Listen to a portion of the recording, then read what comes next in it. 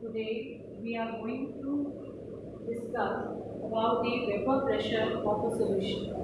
Now student, what is vapor pressure? So for that, let us consider a liquid. Now the liquid is volatile in nature. That means it has tendency to escape by absorbing the temperature from the surrounding. Right. So the vapor pressure, it is the pressure that will be exerted by the vapors, right, at a particular temperature in the state of dynamic equilibrium. So just to understand this vapor pressure, let us take a container which is filled up with a liquid, right. Now we have just closed it's closed it by placing a lid, right? And with the help of the vacuum pump, we have got the air removed from here, right? So that means here it is a vacuum and this is the liquid here. Now it has been fitted with a manometer.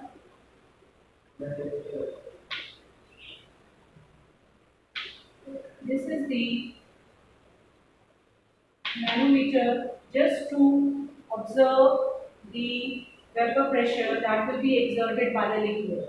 So, what is the vapor pressure? Let us first see the process which will be taking place. So, we have got this liquid.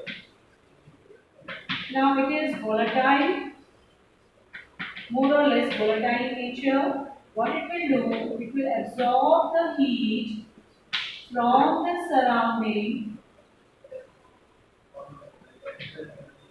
right? And it is going to form the vapor, right? It will form the vapor. So the liquid, this is the liquid surface, right? It is taking the heat from the surrounding and forming up the vapors. So as a result, okay, we have got here the mercury column level here. So initially let it be equal level. This is the mercury level here. Now, as the vapors will be formed, they are going to just pass into the manometer, into this, pass through this container, enter into the manometer, and will apply the pressure on the lid. As a result, what will happen? The level is going to rise of the mercury column, right? So, which process is going taking place here? The evaporation. So, the liquid is changing into vapor through the process of evaporation, right? A state will be reached when the vapors will strike this lid of the container and they are going to condense, right? So, the forward direction process, student, is going to be the evaporation process, and the vapors which are being formed, they are going to condense back into the which state? Liquid state. So here what will happen? The vapors will condense and they will return to the liquid state. Right? This is their liquid. So the forward direction, that is liquid to the vapor state, is under the process name evaporation, and the vapors, they are coming back into the liquid state, right, through the process of condensation.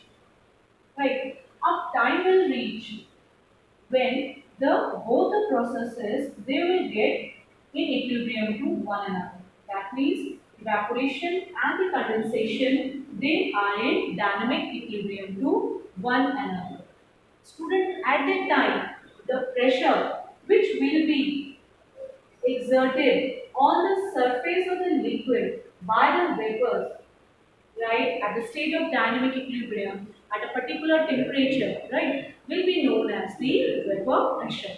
So we are going to say that a dynamic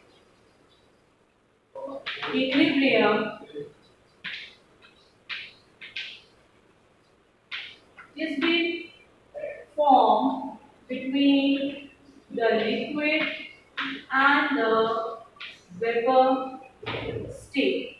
So this forward process is the evaporation and the backward process, that is vapors are condensing back to the liquid state, is condensation. Right, when this stage is reached, the temperature will be fixed, right, at a particular temperature. So what is the vapor pressure? Vapor pressure is defined as pressure exerted by the vapors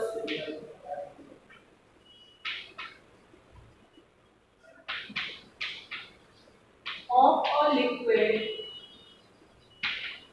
Vapors, pressure exerted by the vapors of a liquid on its surface, on its surface in dynamic equilibrium, in the state of dynamic equilibrium at a fixed temperature, right? So the temperature will be fixed, right? So that time the pressure that will be exerted by the liquid vapors on the surface of it will be known as, student, vapor pressure. Right, so now I think it's clear that what is vapor pressure. For that, the two processes are taking place, evaporation and the condensation of a liquid. Right, second is that both processes, they come in the equilibrium, that too in the dynamic equilibrium. So the word dynamic means that visibly there is no change taking place, but both the processes are taking place at the same rate internally or at the microscopic level. Right, student? Now, the vapor pressure of a liquid, right? It is going to depend upon two main factors. One is the nature of the liquid, and second, student, is the temperature. Right? So we are going to discuss these two factors one by one. So students, the factors affecting the vapor pressure, it depends upon, as I said, that it depends upon the nature of the liquid and second on the temperature. So nature of liquid means the intermolecular forces between the molecules of liquid. Right? Let us take example here. Alcohol and water, right? So if we compare the intermolecular forces between the alcohol separate as a pure solvent, right, and a water. So the water comparatively, it's we can say the vapor pressure or the boiling point of the water is being found to be more than the boiling point of the alcohol. It means that the alcohol is more volatile, right, than the water. So if we say that alcohol is more volatile than water, what does it mean? It means that the vapors of the alcohol are formed at greater ease. And why is it so? Because the intermolecular forces between the alcohol molecules is less than the water molecule. Right? So if the intermolecular forces are strong, then what will happen? The escaping tendency, right? The escaping tendency of the molecules to form the vapors is going to decrease, right? So the vapors will be formed only when the liquid liquid molecule absorb the heat from the surrounding or it has been heated. So if the interaction will be strong, that time more heat will be required to bring the change or to get that liquid evaporated. Right? If the interaction will be strong, that time evaporation process will take more time. So if the more time is taken, that means the vapors will be formed to lesser extent, and hence what will happen? The vapor pressure of that particular liquid is going to be less. Now, student, next factor is the temperature. Okay, so before let me just get it written here that the intermolecular forces between the molecules of liquid, greater the force, right, this force, lesser will be, or we can say, lesser will be the vapor pressure as evaporation rate will be less. Okay.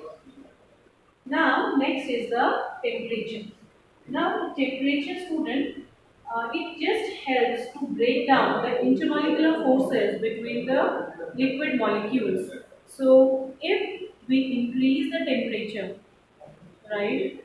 So, let it be that the first we are observing or performing the experiment at 100 degrees Celsius, right? And if we just increase the temperature to 120 degrees Celsius, and throughout then the temperature will be kept constant.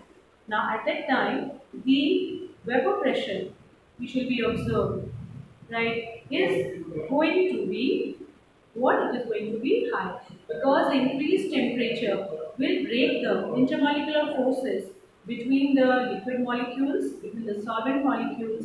As a result, the escaping tendency of the liquid molecule will increase, and hence more of the vapors will be formed. And if more vapors are formed, student, definitely the pressure exerted by those vapors on the surface is going to increase, right? So if we increase the temperature,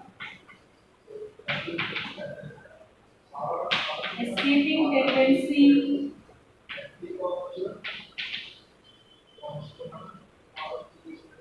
of liquid in the form of vapors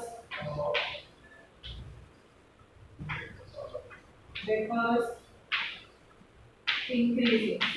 Therefore, what will happen? High vapor pressure. Right, student? So this was all about the vapor pressure of the solution. So we have discussed here that what is vapor pressure and when we are attaining it. So vapor pressure is attained only when a dynamic equilibrium is set up. Right? Second thing is that when we are taking the vapor pressure of a particular liquid, right, the temperature should be kept constant throughout the process. Right? So the pressure exerted by the vapors at a given temperature on the surface of the liquid, right, in the state of dynamic equilibrium is called as the vapor pressure of the liquid, right. Now this is about a particular liquid, but when we make a binary solution of it by adding either a solute to it, which is going to be in either in the solid state or in the liquid state. Now, whether it is in the solid state or the liquid state, depending upon whether it is volatile in nature or non-volatile in nature, it is going to affect the vapor pressure of the liquid or the solid, right? So, the vapor pressure of the solution gets affected of the liquid, right? It gets affected, or we can say the vapor pressure of the pure solvent. Let's take if you are taking the water. So it is a pure solvent, water. Its vapor pressure will either be increased or it will be decreased. Right? It will depend upon the solute which is being added to, which can be either non-volatile or a volatile. Right? So for now, right, we have discussed here the factors, what is vapor pressure, And what are the factors affecting the vapor pressure of a liquid?